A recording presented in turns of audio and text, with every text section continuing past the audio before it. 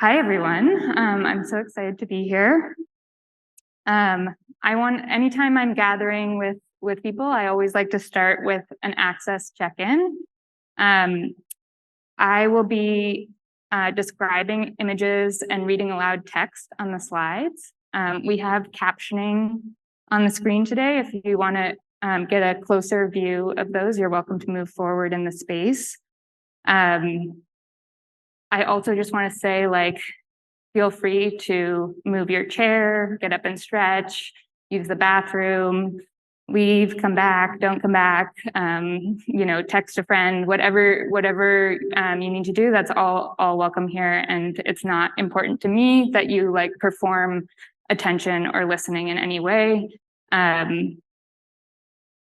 And yeah, I always get a little nervous at talks, and I tend to talk a little bit fast. So if my pace is getting too quick, feel free to kind of flag me, and I can slow back down.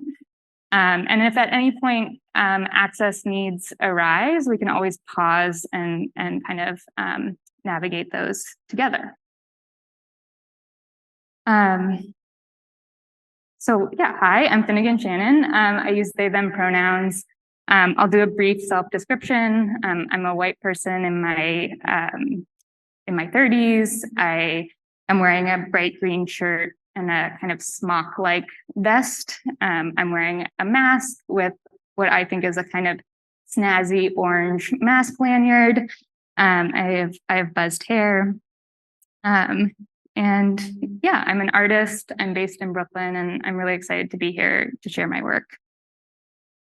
So this question of access is really central to my work. And I think access is such a slippery and broad term. I wanted to share a few pieces of text that I think have been really central for my practice and help me ground what that might mean or what that means for me. The first is a quote from Mia Mingus from her blog, leavingevidence.wordpress.com. She writes, "Access for the sake of access is not necessarily liberatory, but access for the sake of connection, justice, community, love, and liberation is." And I think a lot of my work tries to be in this access for the sake of connection zone. That's part of what I'm really excited about, is how can we create the conditions to be together in different ways, whether that's shared physical space, shared digital space, being together through shared experiences. Another thing that I think has been really important to my work is thinking about cross-disability solidarity. This is from the performance collective Sins Invalids 10 Principles of Disability Justice, which are, I think things that I think about every day. But they write about cross-disability solidarity. We honor the insights and participation of all our community members, knowing that isolation undermines collective liberation. And I think that's something that comes up a lot in my practice, is thinking about my own access needs and desires as a disabled person, but also, my friends, my peers, my colleagues. And then one other thing that I always like to share whenever I give a talk is just that my work is part of an ecosystem. I never want someone to come away from my talk being like, "Oh, Finnegan, that one disabled artist." I truly feel like my work would not be possible without the work of so many other disabled artists and thinkers and writers. And I used to do this thing where I would put a whole bunch of names on a slide, but then I don't know, I started to feel like that was not necessarily actually giving a taste of the ecosystem. So what I've been trying out now is just mentioning 3 things that have been kind of influential for me recently or have been on my mind, as a way of just kind of giving a taste of some of that ecosystem. One is that I got to see Felix Gonzalez Torres's work at David Zwirner Gallery recently, and have been thinking a lot about his work and especially this piece with two pools of water that almost touch, and thinking about the ways that, kind of seepage or touch or contamination and how those things play out. I've been so excited about a colleague of mine, Alex Dolores Salerno, and they've been doing a residency recently and making amazing sculptures. And I've just been, feeling so excited about those, thinking about ergonomics and the way that ergonomics relates to capitalism and work culture. And I also wanted to shout out Alice Wong's new column for Teen Vogue. It's a really good way to kind of learn some things about what's going on in terms of disability culture and disability politics. She wrote an article about the Medicaid unwinding recently that was really great, and something that's been on my mind. So those are just three things, but kind of the takeaway is just that that this work is really connected to a lot of other people and ideas. So I'm going to try kind of a new format for this talk. So we'll see how this goes, which is that I'm going to talk about one project that I think encompasses a lot of different themes of my work. And there's also a friend and colleague of mine wrote a really beautiful piece of text for that show. So I'm going to use their text to kind of move us through that project. And then I'm going to show some things that are very in progress and kind of emerging and coming up, because I think that's always something that's fun about giving a talk, is a little bit of the behind the scenes. So Slower is a show that I did at a gallery in Munich in 2022. It was my first solo show at a commercial gallery, so that was a big change for me, thinking about working in a kind of commercial gallery space. But all of the work in the show had previously been exhibited in a museum, so it was kind of represented in this new context, but it had all been things that were created for a show at a big museum in Frankfurt, and then traveled there. So this is Amal Dublan's text. So I'll read this first piece. Slower is a show about pacing.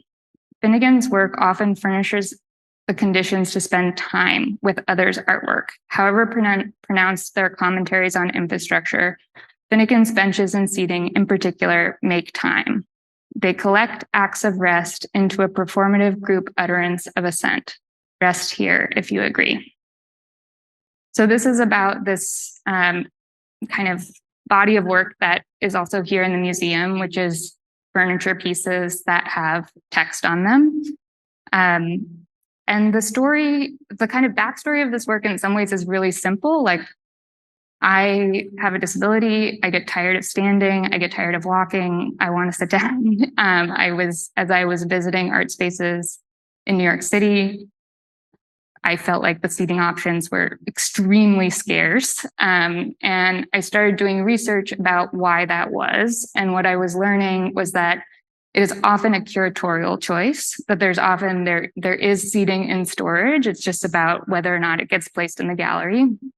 And this partially has to do with these other kind of ableist ideas about kind of vistas and viewpoints of an exhibition. So kind of prioritizing sighted experiences of spaces. And basically, I figured out that I could kind of work around that by making artwork that was also functional as seating, that it was a way of kind of like squishing in some seating options, even when it wasn't necessarily kind of being prioritized. And so that's really, the work started for me as like a drawing of a bench. I didn't know anything about how to like even ask someone to build a bench at that point. That's been a learning process for me in terms of how to even work sculpturally. So this is an image of the gallery space There are 4 furniture pieces, 2 like chaise lounges and 2 benches.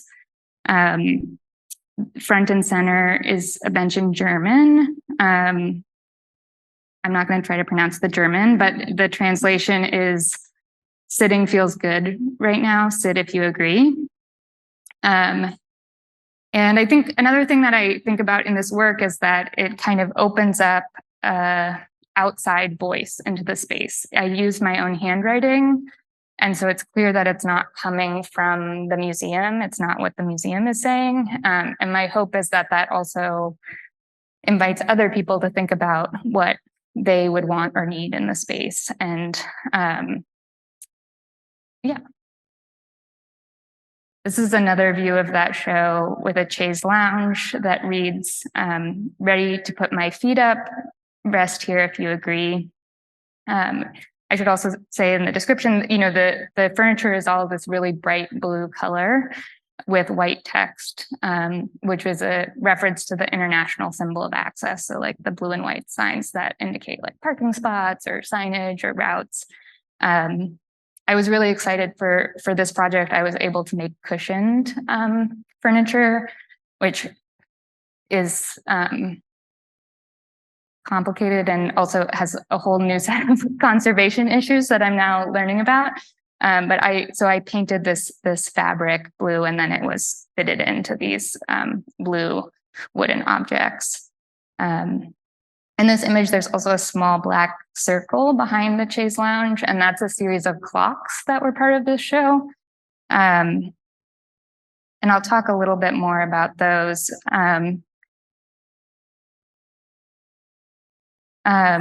So one of the phrases that Amal used in reference to the clocks that I've been thinking about a lot and has really stuck in my head is this idea of a stray amulet of disability culture.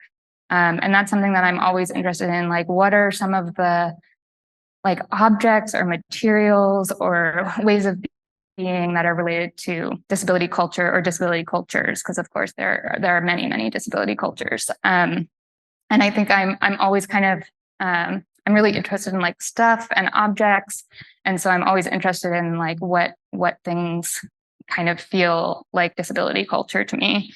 And in 2019 or early 2020, I saw this clock in a friend's parents' house, and I felt like I had this kind of like falling in love experience with the clock. Instead of saying the hour and the minute, it just shows the day of the week. So it has a hand that just shows the day of the week. The hand moves extremely slowly. It makes 1 rotation in 7 days. And so I ended up making this series of work that's of these clocks. And the piece is titled, "Have You Ever Fallen in Love with a Clock?" And yeah, I really relate to the kind of pacing of this. I live with one in my own house, and I love that. I can't tell if it's working. Like when I put the battery in, I don't know if it's moving. I have to like leave and come back later to see if it's moving. And so this was another element of this show, was a set of 7 of these clocks that were all just showing the day of the week. The clock that's on view, it's just black and white, and then it also uses my handwriting. So it's has the days of the week written around the edge in these kind of same kind of smooth, chunky capital letters. So another thing that Amal wrote about this show, a solo show is an interesting problem in this context. All these works are fundamentally dependent on other people's artworks that they appear to be in service of. The benches and audio description in particular rely for their function on and rationale upon the presence of other works to which they offer neither a frame nor a commentary, but rather an altered temporality. One of the things that I really love about this piece of writing is this way that Amal points to the way that like the benches are supporting the experience of another work, but they also need the other work in order to make sense. And that was something that I was really focused on leading up to this exhibition, because I was like, a room full of these furniture, like what are people going to do if there's no other artwork and there's only these clocks that aren't even moving? Like, and I think I'm also someone who gets kind of antsy, and so I don't like, yeah, I like to have something to do. I tend to like, even when my body is so tired, if I sit down on a bench and I don't have something to do, I'll just like immediately get back up. So I decided to create an audio guide with the gallerist that would kind of bring other artworks back into the exhibition through audio. So one of the things that I've been really interested in, and I think a big part of my practice that links to cross-disability solidarity, is thinking about non-visual experiences of artwork. That was something that was really not part of my arts training at all. And I think as a sighted person, kind of rethinking my orientation towards visual information. I've done a long-term collaboration with a fellow disabled artist, Bojana Kokliat, that's about image description and approaching describing images in a more creative and generative way. And so, yeah, I think a lot about, like, for example, in museums, verbal description tours, which are these tours that blind or low vision visitors or anyone who wants them can use to kind of get to have the artworks described. And they've typically been done in a very kind of very dry and technical description. It's often unclear who the describer is. It's this kind of like anonymous, quote unquote, objective voice. And through this work that Bojana and I have been doing, and many, many other people have been thinking about, like what ways to instead kind of root back into our own experiences and think about sensory translation as something where it's like, okay, I'm having this experience, whether it's a visual experience, whether it's a tactile experience, whether it's a flavor, a smell, how can I try to explain that in words? Like and instead of trying to be like, this is what this tastes like, or this is what this looks like, instead be like, this is how I see it. This is how I taste it. And so for this project, I asked the gallerist to describe 5 artworks that had been in the space before. So they were kind of like brought back into the project through description. This is also just a way for me to try to ask her to get familiar with this access practice and to learn it. Like describing kind of takes some practice, and it was a new relationship, and I was like, I want you to know how to do at least like basic verbal description. And so that was also part of it, was this kind of like collaborative learning process. And then also a way for me to get to know more about the history of the gallery, like what other work has been shown here, like what's the kind of gallerist relationship to that work. And so the kind of third component of this show was an audio tour that both described the show as it was, but also described these other artworks, this kind of like time travel experience. But it was also a way of kind of making a group show without having to bring objects back into the space. So one of the other things that Amal wrote about this part of the show is that I really love is description requires what it extends: time to think, receive, transmit, absorb. So the act of trying to like put into words what you're experiencing, is this process that also, as someone listening to a description, you're also kind of going through a similar experience. And the audio tour was available like via the website and stuff like that, but I also wanted to have a physical presence in the gallery. I didn't want it to be just interpreted as like a support of the show. I wanted it to be clear that it was an artwork in the show. And so we hung up 5 little MP3 player listening devices on colorful lanyards. So that's a little bit of a theme with my mask lanyard. And with headsets. And then there was also a zine that had the transcript of the audio guide. So, and then that meant that as you were kind of like floating in this room full of seating, you could either be listening to something or reading something. And then I have one more snippet of text from a mall. They wrote, "Slower is a show about pacing, which is to say it's about intervals. These may be intervals of perception or rest, but they're also the intervals by which we overlap even when we don't appear to be there together." Cool. So that was kind of one project. My hope is that through kind of that, you get a sense that a lot of what my practice about is kind of thinking about this like practice of accessibility, like what it means to try to create accessibility in ways that are not the kind of the way that we so often experience accessibility, which is about compliance and this very like kind of check a box, minimum effort kind of orientation towards access, but instead thinking about access as something that is creative, that's iterative, that's like a generative process, something that's built in relationships and is kind of continues to be attended to rather than something that's kind of like, yeah, you check off the box and you're like, we're done.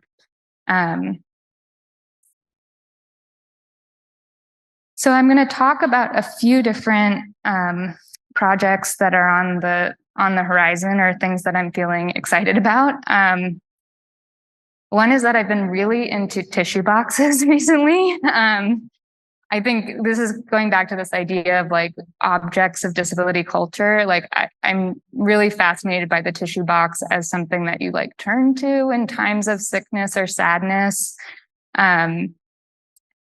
Also, at the beginning of the pandemic, I felt really depleted creatively. Like I felt like I had no ideas, but I had this vintage needlepoint kit, and so I made this little house for my tissue box at home, and it felt really good to like step into someone else's kind of plan and go through that, and and I also think a lot about like as someone who's at home a lot, like the objects of my home, the kind of friendship of those objects. And I like this idea of this object that takes care of me. Like I'm also taking care of it by making this new little house. So I've been having a lot of tissue box ideas recently. I've made this into like a billboard image, but I'm really excited. Coming up, I'm going to try showing it as a sculpture in a space. So it'll be like on a pedestal and you can take a tissue. And I think also in some ways this project relates to the benches to me, where I'm also thinking about like, what can I like materially offer in the exhibition space, or like what sorts of things can I like give to a visitor, even if they're kind of small or silly, but that there's still that kind of exchange that happens there.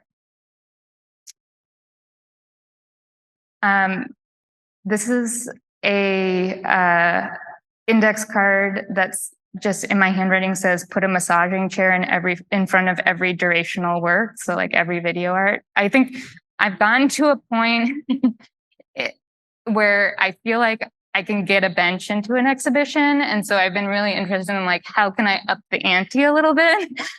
And this is a dream that hasn't happened yet, but I think it will, which is to have a massaging chair in a museum or art space. And yeah, I just feel so excited about the idea of like, for example, watching a video work and just getting the little massage.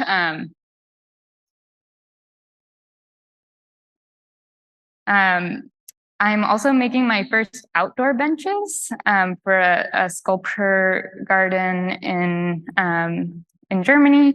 This is a very in progress image that the metal worker sent this week. We're doing the initial tests to make sure that it's comfortable to sit on. So they just built out this one panel in the middle of the bench. There's like this metal frame, kind of metal tubes that make a bench shape, and then one place to sit so that someone could sit on it and be like, these angles and curves feel okay. But yeah, it's been like such a learning process for me in terms of shifting materials, and something that's been really important for me in all of the furniture work is that like I can't make it on my own. I have to work with other people. And I want there to be a lot of room in that process for it to be influenced by people who are participating in it. So my set of instructions is fairly loose. I kind of try to outline what my priorities are, which are basically like it's functional as a place to sit. It has text on it. It's blue and white.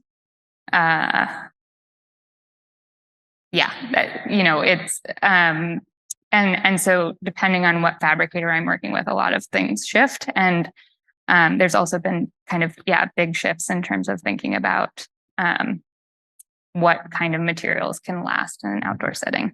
So I'm feeling nervous and excited to see what the metal bench is like. And then another one is, this is a little sketch I made for a cover of a project. It's just handwriting that says alt text selfies 2023 with some little sparkle icons and the names of my collaborators, Bojana Cochliat and Olivia Dressinger. So this has been a kind of extension of the work about image description. It's a project that really celebrates the way people describe themselves online. So like if someone posts a selfie to Instagram, like what the image description that they share with that is. And this will basically be like a little chapbook. So there will be 30 descriptions. And it's really about kind of celebrating the range of approaches that people have to that. Some self-descriptions are like very literal, kind of like the one that I gave at the beginning of this talk. Some are like much more multi-sensory. Some are really related to like memories of a certain experience or a certain moment in time. I feel really excited about self-description because especially on social media, like it is such a social experience to like, understand how someone kind of like perceives themselves and how they want to share that. And it's also somewhat unique in that it's a form of description where you know who wrote it. So you know that it's like, the person themselves you're getting their experience of the image of themselves. And so, this is kind of an extension of a lot of work that we've been doing. A lot of the previous work was much more kind of educational, and this project feels much more kind of celebratory and about being like, this writing is amazing and we love it and we want to share it. So the timeline for this project keeps shifting, but I think by the end of the year, there will be something in the world. Right now we're exploring, we really want to have a tactile book cover, like something that's not just flat printed. And so we've been thinking about different options for that. And then the last project that I wanted to share is the one that's coming up at MoCA Cleveland. We're calling it Don't Mind If I Do. It's opening July 7th, but it will be up through December. So nice big window of time to see it. This project has been a long time dream of mine, which is that I wanted to be able to go into an exhibition, and instead of me having to move from artwork to artwork, that I could just come sit somewhere comfy and the artwork would come around me. And so we are building a conveyor belt in the museum. And I have this early sketch that shows some like couches and chairs and Chase Lounge and this kind of loop with various blobs and objects on it. This is not really actually what it's going to look like. It's going to be longer and square and all sorts of different things. But the idea is that you can either kind of sit up close to the conveyor belt and experience it as this kind of like parade of objects, or also pick things up off. All the objects in the show will be things that can be touched and held. So you can also pick things up and spend some time with them and then put them back on the conveyor belt. The objects on the conveyor belt will be things that peers and colleagues of mine have made. So there will be other disabled artists who are part of the show. And yeah, I'm really excited. I know a lot more about conveyor belts now than I ever thought I would. And yeah, so I can't wait for that. And yeah, I think that's where I'm going to pause for now. I am excited to answer questions or talk more with you all. I also wanted to share there's more of a kind of archive of my work on my website, projects like Anti-Stairs Club Lounge that Sam mentioned.